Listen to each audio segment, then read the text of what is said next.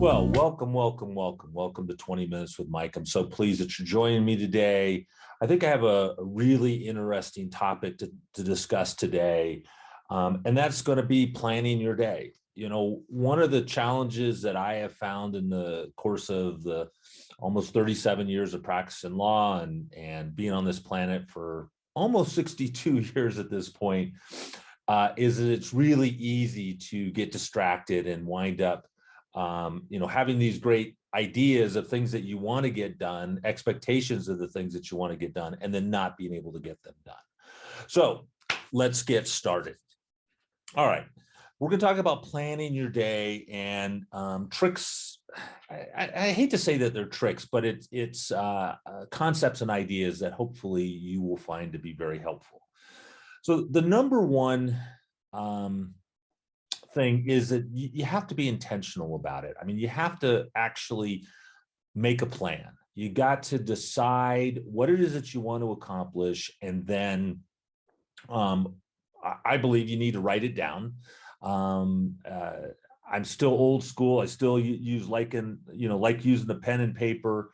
I think that that's really important to do it because there is a mind-body connection that occurs when you handwrite as opposed to when you type into a calendar. Now, I definitely use electronic calendars. We have a very robust calendaring system that we use in our office, and I do use Google Calendars as well.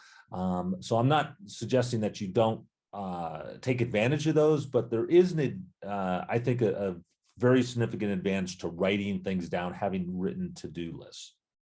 Now, I remember many years ago reading, I believe it was Stephen Covey who talked about the big rocks. And the example that he used, and if it wasn't Stephen Covey, I apologize, that was my recollection of it, is that, we all have a ton of things to do. And if we took the time to really think about it, some of those are big rocks. Those are the big, important things that need to get done. Some of them are also important, but they're smaller rocks. They're not as absolutely critical, and there's more flexibility to them. And then some would be more like sand, and others would be more like water. Things that you can fit into other places. And the point of the illustration was, if you had a pile of rocks, a pile of smaller pebbles, some sand and some water, and you need to put it all in the glass. There's a really critical way of doing that, right? If you put the water and the sand in first, you'll never get the big rocks in. And that's kind of the way life is that, if you spend your time doing the less important, but what appears to be urgent stuff, responding to every email that comes down the post, having Facebook up on a screen as a distraction, all of these little things that, while they may seem important, they're not, and they're definitely not going to move you forward. So what Stephen Covey talked about is that, the important thing is to put the big rocks in the glass first. If you put the big rocks in first, those are the important things. Those are the things that are going to actually move the needle in your business, in your life. Those are the things that are going to make the changes that you want to make. And then after that, you put in the smaller pebbles, and they'll filter in around the rocks. And then you can pour in the sand, and that'll filter in around the big rocks and the pebbles. And then you can pour the water in, and that'll filter in. And you can get it all done. You can get it all in there. But it's a matter of priority. It's a matter of putting the right things in first. And that's really what I want to talk about is, what are the priorities that you need to be considering, thinking about, and designating those as the big rocks, and then having the discipline to actually do that, to actually plan your day, or I'm going to suggest plan your week in such a way that you get the important stuff done. And if there are things that don't get done, and the reality is that we all, here in the year 2022, we all have way too much to do. Some of it's manufactured, some of it is like completely unimportant. Do you need to spend time on Facebook? No, you don't. Is it a nice distraction? Yeah. Can you learn some things? Yeah. If you're watching this on Facebook, then I think, it's a fairly decent use of your time. But, to spend mindless hours scrolling through, this would be an example of what I would consider water, least important things. It doesn't mean that you don't do it. It just means that you fit it in the places and the times in which it doesn't distract from the other things that you need to do. All right. So there's a couple other concepts that I want to talk about before we kind of get down to the nitty gritty of how to plan a day, or at least an example of how to plan a day. I like to think that I'm, actually quite efficient. I get a lot done in relatively short periods of time, which allows me to, play my guitar and go on long bike rides and spend time meditating and doing the things that are important to me. Those are the big rocks that I need to get done. So how do I get all the other stuff done that needs to be done? But one of the other concepts that I want to talk about before we kind of get into that is the importance of taking time to actually measure and review your data. Now, in another show, I talked about the importance of running your firm or your law firm or any business by data, and the importance of actually tracking information. So, how many potential clients are calling every day, week, month? You need to be tracking that. You need to know where your leads are coming from. If you want to have a consistent source of income, then you need to know where your clients are coming from, and you need to spend the time to not only make sure that it's being properly tracked, but then reviewing that information. You need to know, are you getting are your marketing dollars being spent well? Are you getting a return on your investment? The only way to know those things, don't rely on the companies that you go to, the information they tell you. You need to track it yourself, because they have a motivation to be less than completely forthright with you. And I can tell you stories about it. I'm not going to take up the time of this, but the truth is, if you rely on other people, as Will Rogers once said, there's lies, damn lies, and statistics. And you can spin statistics and you can spin data as well. I mean, we see that all the time.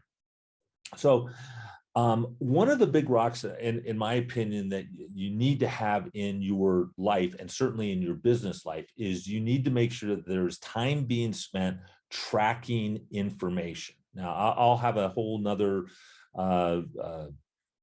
show, and this is part of what I teach when I consult with other law firms, is what to track and how to track it. But my point for today is that you need to spend some time, you need to plan to spend some time every week, certainly every month at the very least, of measuring your data, of making sure that it is being properly tracked, and then measuring it and taking a look at it. I mean, one of the things that I do is I look at my bank accounts every day.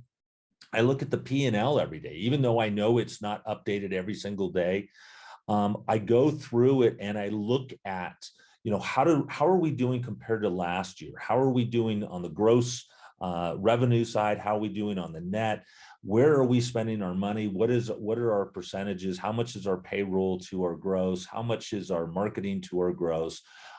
If expenses are down, and this year, for example, the expenses are down. Martin's done a really good job of whittling down some of the expenses. That's really, really important for the bottom line. And I think that that's been something that he's done really, really well. But I track all of that and I take a look at it and I keep an eye on it, and I look for trends. Where are things going well? Where are they not? I make sure that I take time every single day to do that. Your financial situation, if you want to improve your finances, whether it's on a business end or a personal end, you need to be looking at your bank accounts every day. This is my personal opinion. that, what you think about, you bring about. If you were taking the time to click on and look at your bank accounts, and it's never been any easier because all this stuff is online now. You go on there, you take a look, is it growing? Is it not growing? Am I getting my bills paid? Am I budgeting? I mean, instead of like, oh, I'm going to budget, oh my God, just be looking at where things are. And if you start to do that and you start to know, hey, I got $1,000 in my bank account today. Okay. Well, then, what is you can't go out and spend $1,500. If you don't know, you might go out and overdraft it or spend more, and then you have to transfer money around. If you know, hey, this is what I have, this is the money that I've got to get through the end of the month, you're going to be much more likely to stay within those parameters. And that's really, really critical. Okay, so let's kind of get down to the nitty gritty here, right?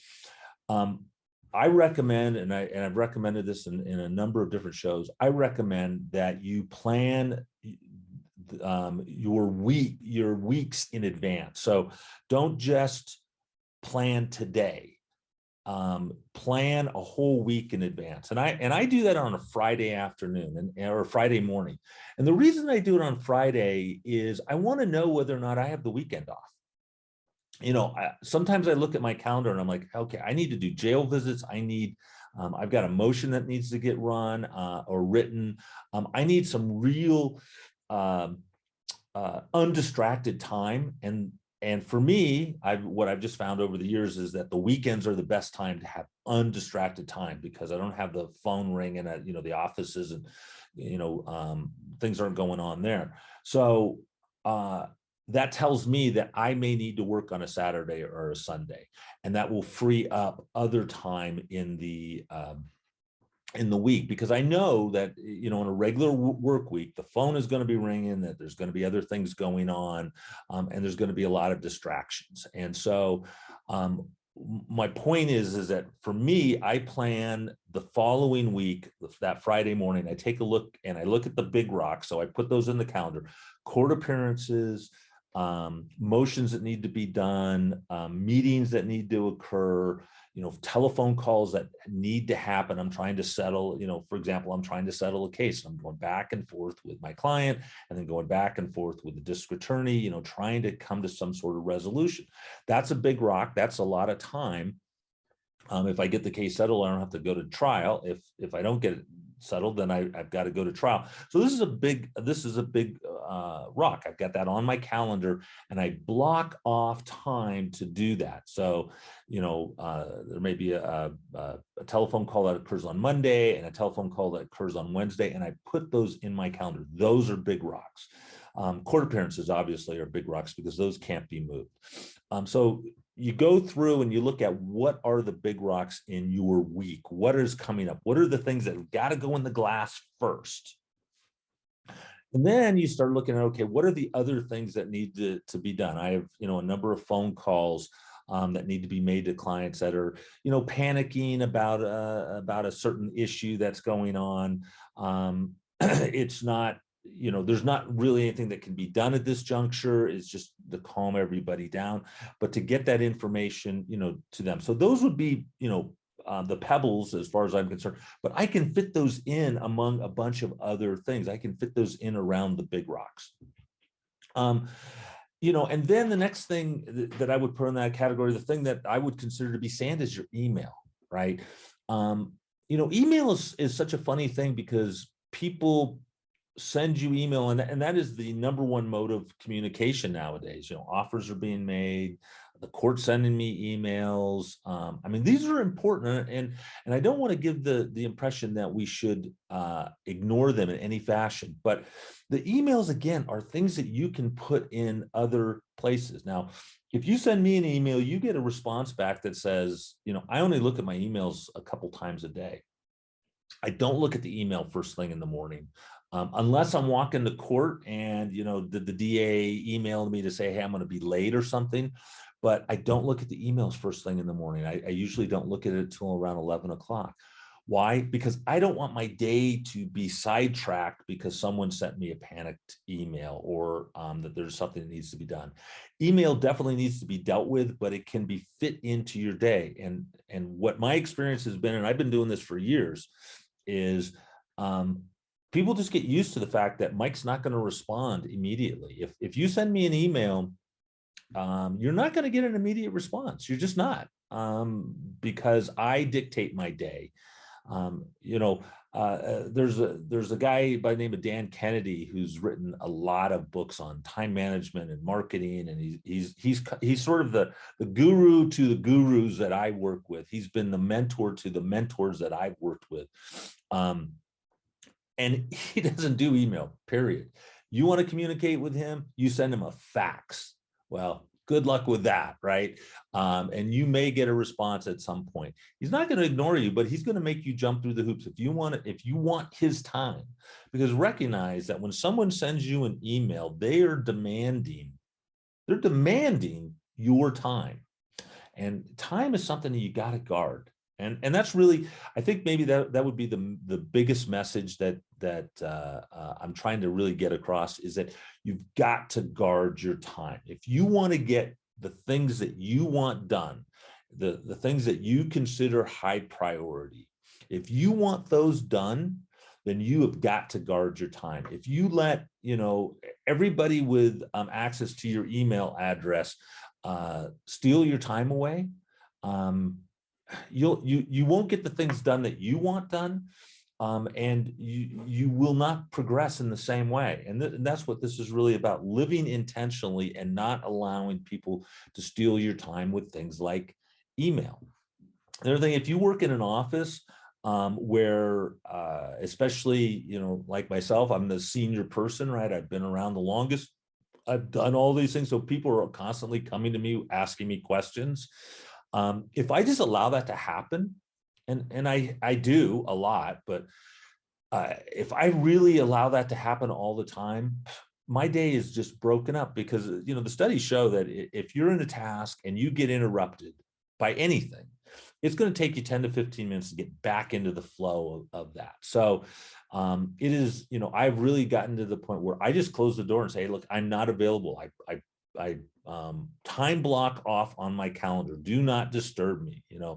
Unless the building's on fire and I'm the only person with a bucket of water, don't disturb me.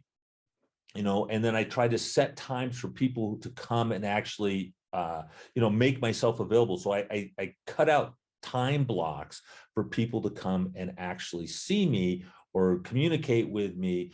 That's when I make myself available. But I'm doing my absolute darndest to guard my time as well as absolutely possible, so that I am not interrupted, so I can get my big rocks done. And that's really the key thing here that I'm trying to impress on people, is that it's so critical to give yourself the permission to take the time. Now, Tim Ferriss talks about time blocking in increments of 3 or 4 hours. I used to time block in 50-minute increments with a 10-minute break.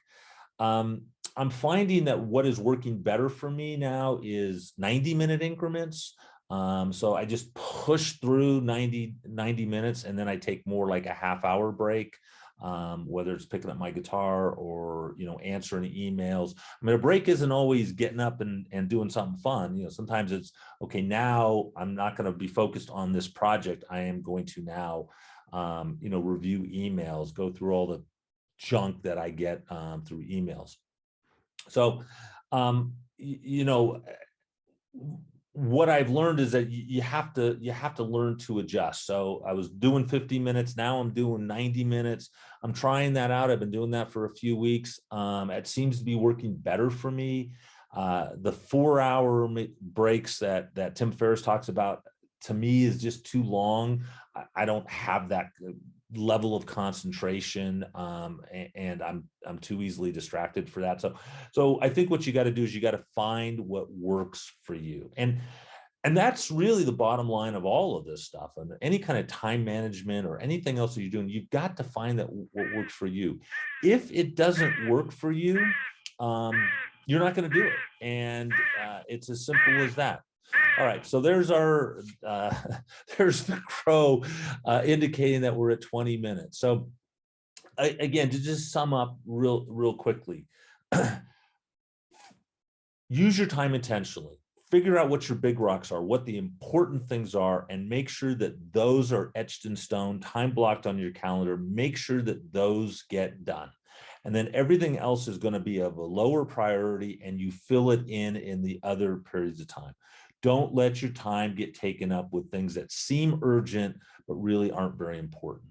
Make sure that you're dealing with things that are important all the time, and then be prepared to make adjustments. These recommendations that I'm making may work for you.